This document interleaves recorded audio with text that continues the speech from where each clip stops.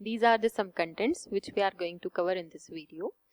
Case 3 of multiple integral when both limits of x and y are constant, and the examples on double integral.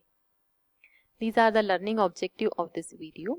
After watching this video, student will able to solve double integral problem when both limits of x and y are constant. In previous case, either limit of x are functions of y or limit of y were functions of x. Now in this case, we are taking both the limit of x as well as y as constant. So if the f of xy is given function and x is varying from x1 to x2 and if y is varying from y1 to y2, then we have to require region as shown in the figure. Now we will discuss an example of this case. Here the given integral is integral 0 to 3, integral 1 to 2, x square y dy dx.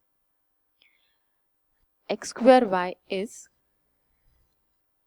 function we have to integrate with respect to y and x. Here both limits are constant, therefore we can solve any integral first.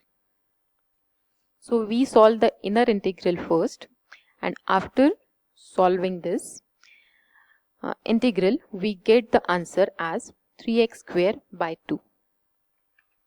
Then we solve the second integral, that is integral 0 to 3, 3x square by 2 dx. After solving this, we get the answer 27 by 2.